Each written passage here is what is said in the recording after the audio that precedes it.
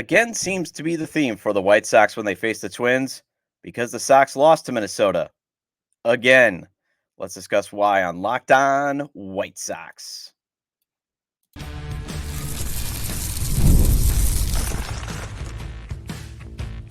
You are Locked On White Sox, your daily Chicago White Sox podcast. Part of the Locked On Podcast Network, your team every day. And hello, I'm Todd Welter, a lifelong White Sox fan and the site expert of Southside Showdown, part of the Fansided Network. You can check out my written content at southsideshowdown.com. Also, I've covered Major League Baseball for outlets such as the Associated Press back in the day. Thanks for making Locked On White Sox your first listen every day.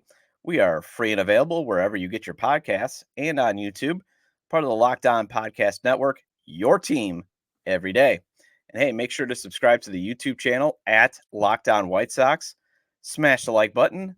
And also, if you prefer the podcast audio version, follow us wherever you get your podcasts. Leave a 5-star review, as that would be greatly appreciated. All right, so the Sox were swept by the Minnesota Twins as they lost the series finale 10-5 yesterday. And much like the first two games, the Sox blew a lead over the game's final innings. I'll discuss how this loss just shows you that nothing has really changed from last season, despite being promised it would. Then let's go over who was good in the series, and we'll wrap up with who was bad in the series. But first, game off. We got to talk more about Monopoly Go. This fast-paced game lets you team up with friends for tournaments to unlock awesome prizes like unique stickers for trading cool playing pieces and hilarious emojis for taunting your friends. So download Monopoly Go, now free on Google Play or the App Store. All right, game back on. That was one of my favorite parts of Wayne's World. For those older millennials or zennials, Wayne's World was one of the first funnier movies. Well, I mean, when did it come out? I want to say I was like 10 or 12. Just, that was one of the movies that I snuck watching, when mom and dad weren't home. Yeah, my parents were pretty strict. So the Twins have a 10-game win streak, with the majority of them coming against the Sox. 7 to be exact. And in at least, more than half, because 7's an odd number, the Twins came back to win them, as the Sox bullpen just could not preserve a lead, especially in this 3-game series. Once again, the Sox had a 4-2 lead heading into the top of the 6th. Steven Wilson, though, issued 2 of his 3 walks that inning with 2 outs. So he's giving out free passes. Dominic Leone, hint, he is this week's "What Is It You Say You Do Here" player. He came in, so he gets the ground ball needed to get out of the inning. But Paul DeJong commits an error. Misplayed it, 2 runs come in, and we now have a tie game. Right there, you have a microcosm of the offseason vision for this team failing. The vision was the team was going to be better defensively. They were going to upgrade, run prevention, because last year the team was terrible. General manager Chris Getz needed free agent starting pitchers to tell him the defense was terrible, when all he had to do was look at the numbers or just watch a White Sox game. So he goes out and he upgrades the defense because, A, Jerry Reinsdorf was not going to give him much to spend. B, he would have had to overspend to bring in good players. So he went the cheap route. Brings in Paul DeJong. He's probably the only guy that offered DeJong a major league contract. He's supposed to be that defensive upgrade over Tim Anderson. And all DeJong does is catch the ball and hit home runs. He's never been a guy who's going to hit for average. And he makes a critical error. And his excuse, Vinny Duber, the CHGO White Sox beat reporter, he tweeted this out at Vinny Duber. Paul DeJong said the grounder that went through his legs for a 2-run error was spinning like crazy. He said Trevor Larnach, the runner at second, did a good job blocking his view of the ball, which he said took off sideways on me, and I whiffed.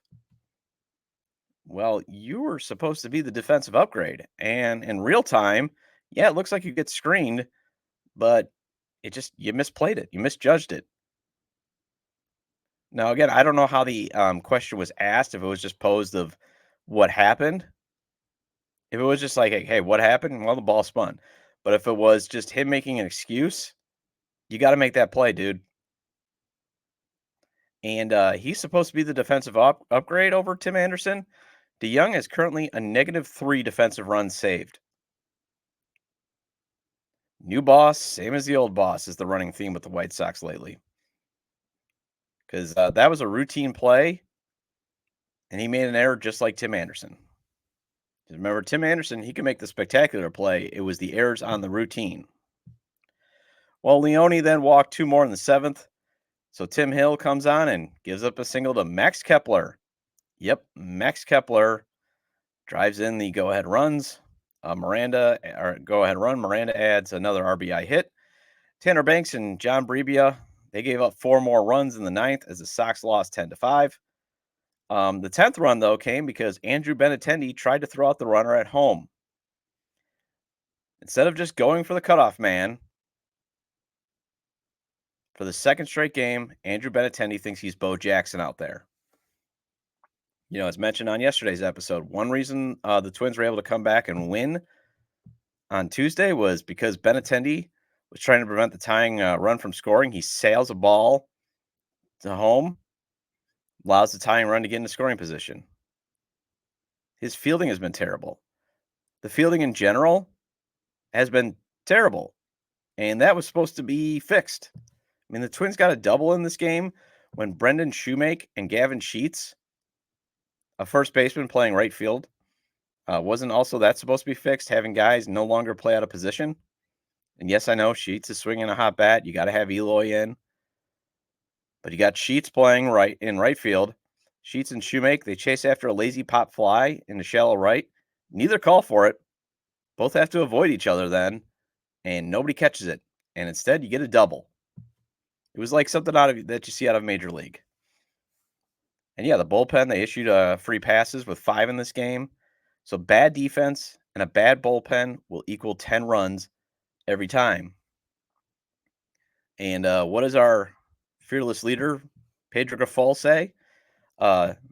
James Fegan, the Sox Machine beat writer at JR Fegan, tweeted this out. Pedro, quote, says, "It's the little things. We've got to clean it up or we're going to get our bleep kicked in every night." I thought this team was supposed to be technically sound, Pedro. Weren't they supposed to be playing fast? If they're not doing the little things right, because again, the Sox have such a small margin for error for winning, and they're 3-8 in one-run games. Wasn't that, supposed to be part of the fast, the technically sound?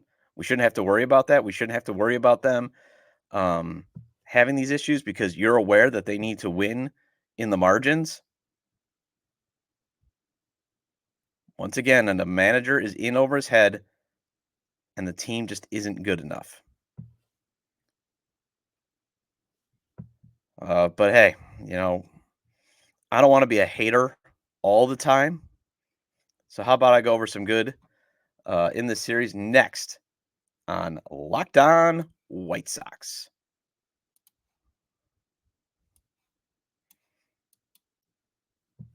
It's playoff time in the NBA and NHL. Baseball's in full swing, and FanDuel is your place to bet on every game.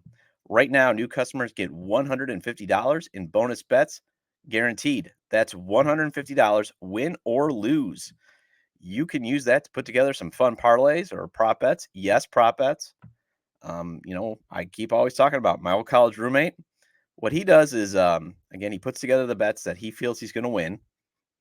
And then he throws in maybe a parlay or a prop bet at a relatively low price. Like, will the game go into overtime? And hey, if it hits, fantastic. And if he doesn't, well, he still had something extra to root for in the game. And it wasn't like he had to put a ton of change down on it. FanDuel can enhance your game experience there. Bet on everything from slap shots to home runs to slam dunks, all on an app that is safe, secure, and easy to use. What are you waiting for? Visit fanduel.com/locked on and make your first bet an automatic win. FanDuel, America's #1 sports book. All right, game off. Wayne's World there. We got to pause here to talk more about Monopoly Go. Not that a car is coming through while I'm trying to do a slap shot. I know what you're saying. Flag on the play. You already talked about that. But there is just so much good stuff in this game. In Monopoly Go, you can team up with friends for time tournaments where you work together to build up each other's boards. The more you win together, the more awesome prizes you unlock, and there's so much to get. Unique stickers you can trade with friends to complete albums for big prizes. Cool new playing pieces to travel the boards with. Hilarious emojis for taunting friends when you smash their buildings or heist their vaults. Plus, Monopoly Go feels new and exciting every day with changing tournaments and challenges. A ton include their own unique mini games like digging for treasure or robot panchico machine. Hopefully I pronounced that right. And there's always new timed events that help you win big, like massive multipliers for everything you win or rent frenzies. There's always something fun to discover in Monopoly Go. So get off the bench and go download it now free on Google Play or the App Store. And game on.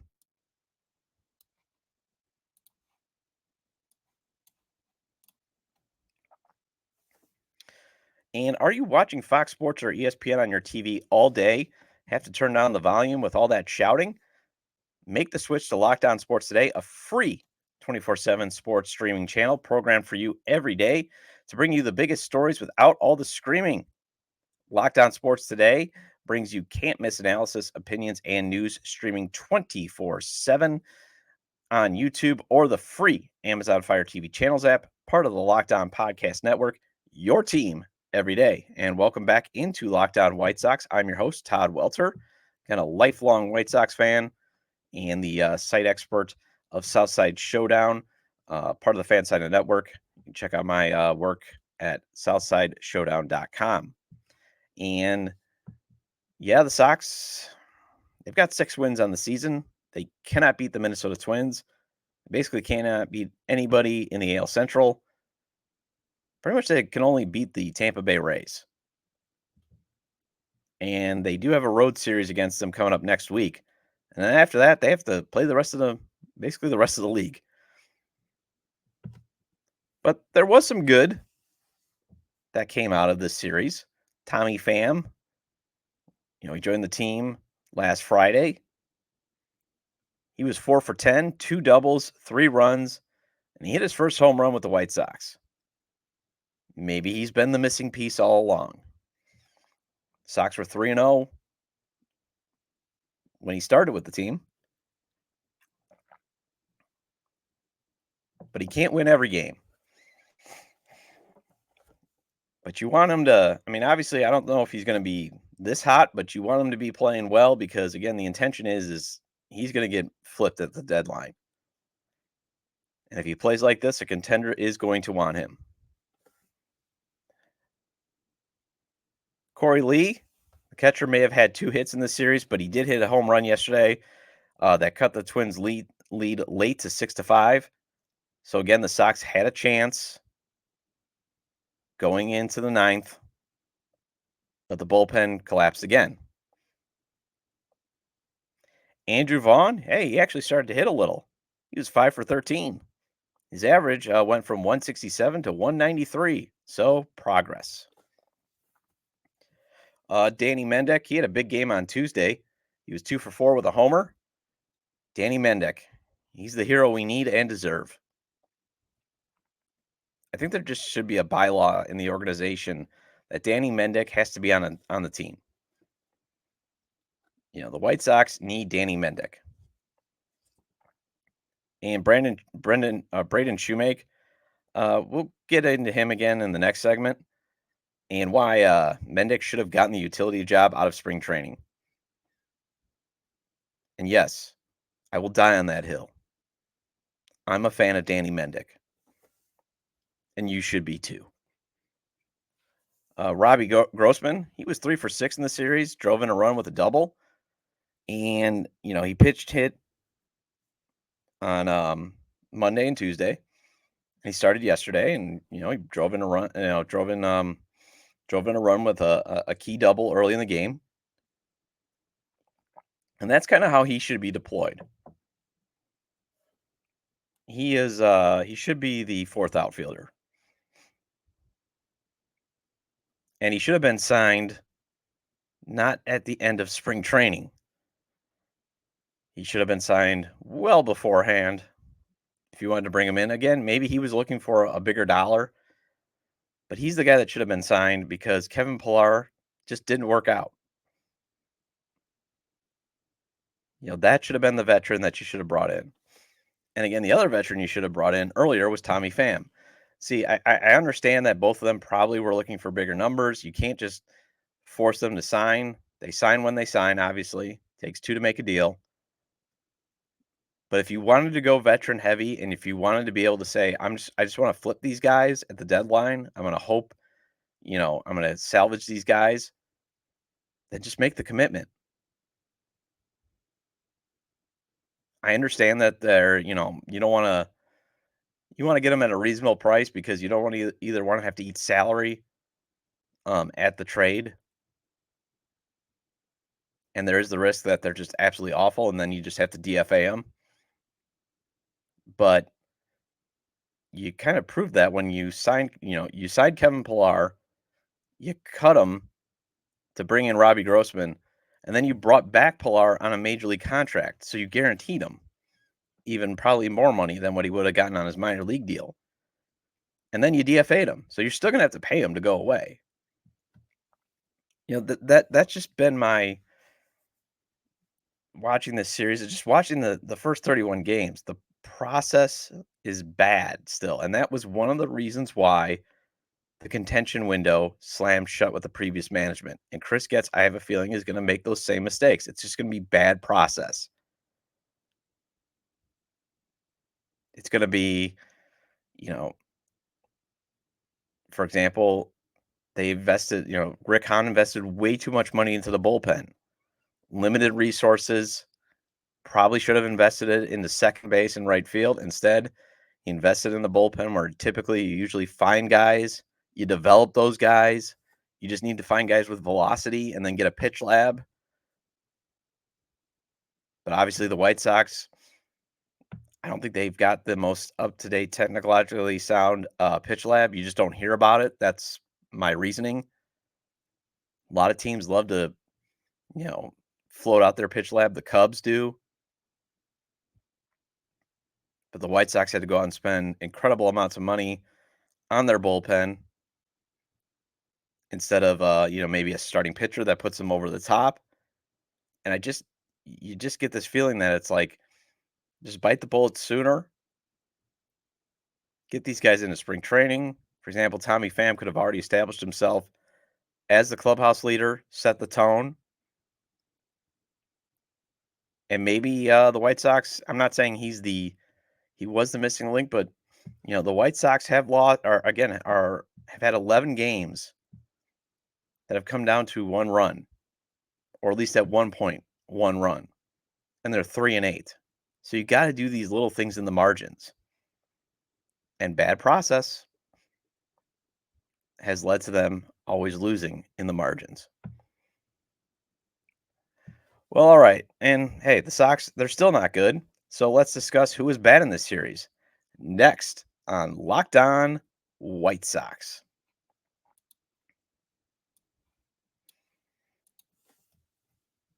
Hey, PrizePicks is America's #1 fantasy sports app with more than 3 million members. It's the easiest and most exciting way to get in on the action while you watch your favorite sports and players.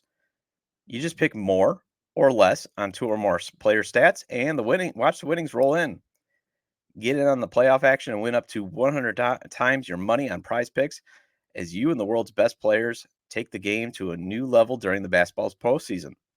And PrizePicks is the best way to get action on sports in more than 30 states across the country, including California, Texas, and Georgia. I got a good buddy who lives behind the cheddar curtain like me, and he loves that about prize picks, as he can use prize picks living behind the cheddar curtain to make entries.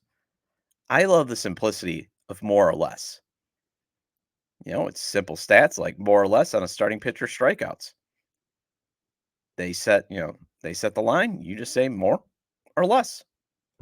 Simple, easy. Download the app today and use code LOCKEDONMLB. That's code LOCKEDONMLB for a first deposit match up to $100. Prize picks. Pick more, pick less. It's that easy.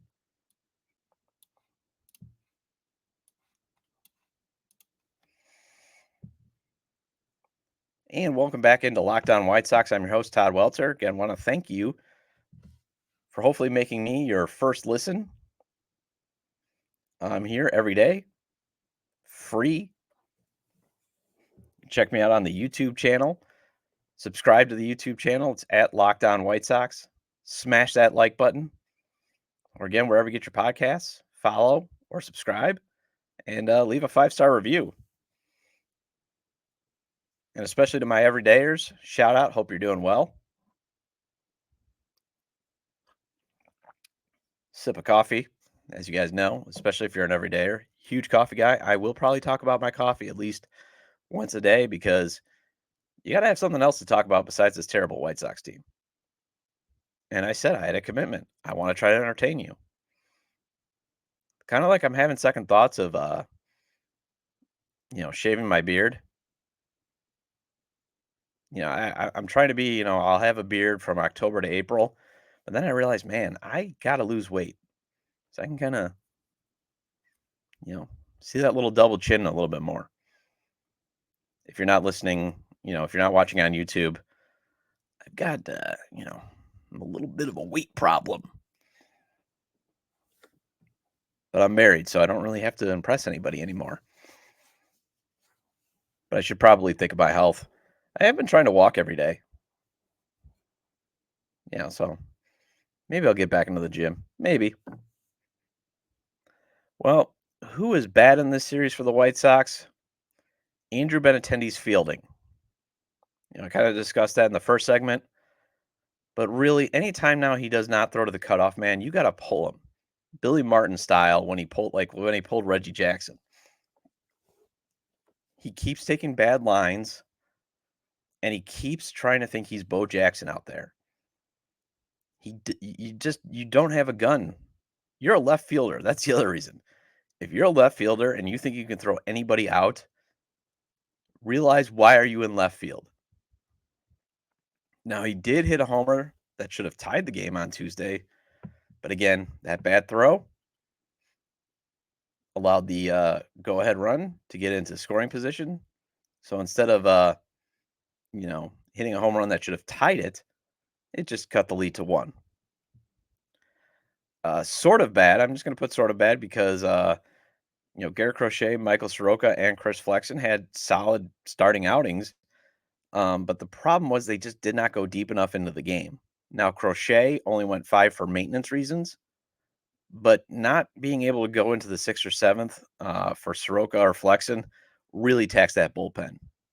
That's one of the reasons why the bullpen just could not protect leads. And that was part of the bad. And Dominic Leone, he is this week's what is it you say you do here player? Because all I see him do is usually give up runs. Although to be fair, usually he's either getting the hold or giving up runs in this past 4 games. But again, he's being counted on. He already has 14 and 2/3 innings through 31 games. Although it just seems like he's in every game. Just seems like Pedro's just going to throw him out there. And it just seems like he's just not being able to protect the lead. I don't know. Hopefully you're like me and you just think it's like, is Dominic Leone going to pitch in every game? Is his arm ever going to fall off? Maybe he's got a rubber arm, but it's just still not good enough. Braden Shoemake, he wasn't very good, and his defense is bad. He nearly had an error yesterday And the only reason why he didn't is Carlos Santana dogged it to first. I mean, if Carlos Santana doesn't pull a veteran move like, yeah, I'm not going to beat that out, that's an error.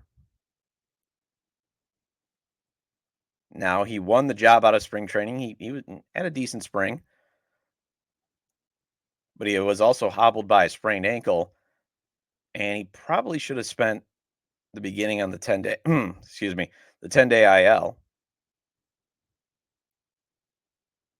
And Danny Mendick should have probably won the job. And yes, I'm going to die on that hill, but Danny Mendick should have won the job out of spring training. Shoemake has a 159 average with a 447 OPS. If that doesn't scream time for demotion, I don't know what does. I mean, the White Sox have not been very patient with a lot of their young players. Dominic Fletcher has already been sent down. Jonathan Cannon, Nick Nastorini, young pitchers who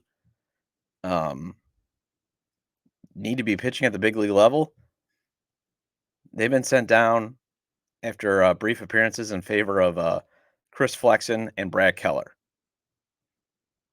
And yet somehow Braden Shoemake is getting infinite patience.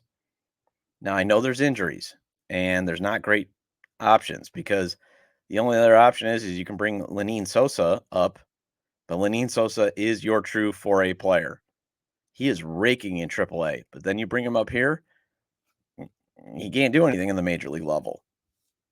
And then Prelander Baroa, he got a brief appearance, and he was so ineffective that he got sent back to the minors, and he's probably never going to be heard from again.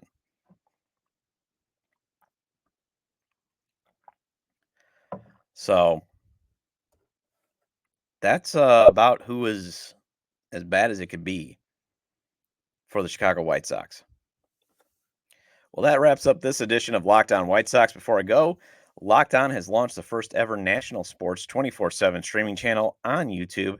Now it's also available on Amazon Fire TV.